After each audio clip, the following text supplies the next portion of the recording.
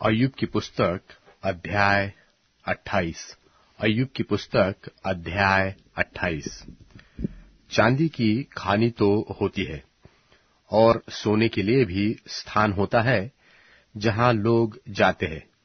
लोहा मिट्टी में से निकाला जाता और पत्थर पिघलाकर पीतल बनाया जाता है।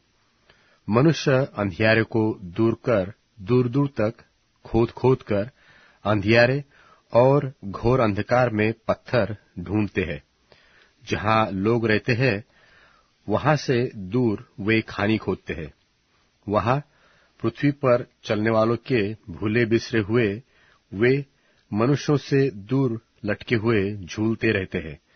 यह भूमि जो है इससे रोटी तो मिलती है, परंतु उसके नीचे के स्थान मानो आग से उलट दिए जाते हैं। उसके पत्थर नीलमणि का स्थान है और उसी में सोने की धूलि भी है। उसका मार्ग कोई मांसाहारी पक्षी नहीं जानता और किसी गिद्ध की दृष्टि उस पर नहीं पड़ी। उस पर अभिमानी पशुओं ने पांव नहीं धरा और न उससे होकर कोई सिंह कभी गया है। वह चकमक के पत्थर पर हाथ लगाता और पहाड़ों को जड़ ही से उलट देता है। वह चट्टान खोदकर नालियां बनाता और उसकी आंखों को हर एक अनमोल वस्तु दिखाई पड़ती है। वह नदियों को ऐसा रोक देता है कि उनमें से एक बूंद भी पानी नहीं टपकता, और जो कुछ छिपा है उसे वह उजियाले में निकालता है। परंतु बुद्धि कहाँ मिल सकती है और समझ का स्थान कहाँ है? उसका मोल मनुष्य को मालूम नहीं। जीवनलोक में वह कहीं नहीं मिलती। अथाह सागर कहता है वह मुझ में नहीं है, और समुद्र भी कहता है वह मेरे पास नहीं है। चोखे सोने से वह मोल लिया नहीं जाता और न उसके दाम के लिए चांदी तौली जाती है। न तो उसके साथ ओपीर के कुंदन की बराबरी हो सकती है और न अनमोल सुलेमानी पत्थर व नीलमणि की।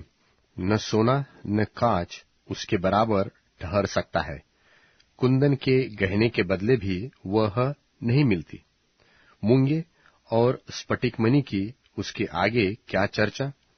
बुद्धि का मोल मानिक से भी अधिक है। कूश देश के पद्मराग उसके तुल्य नहीं ठहर सकते और न उससे चोखे कुंदन की बराबरी हो सकती है। फिर बुद्धि कहाँ मिल सकती है और समझ का स्थान कहाँ? वह सब प्राणियों की आंखों से छिपी है और आकाश के पक्षियों के देखने में नहीं आती। विनाश और मृत्यु कहती है कि हमने उसकी चर्चा सुनी है, परंतु परमेश्वर उसका मार्ग समझता है और उसका स्थान उसको मालूम है।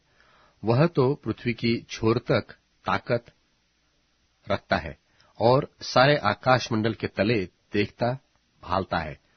जब उसने वायु का तौल ठहराया और जब जल को नपुए में नापा और मेह के लिए विधि और गर्जन और बिजली के लिए मार्ग ठहराया, तब उसने बुद्धि को देकर उसका बखान भी किया और उसको सिद्ध करके उसका पूरा भेद बूझ लिया।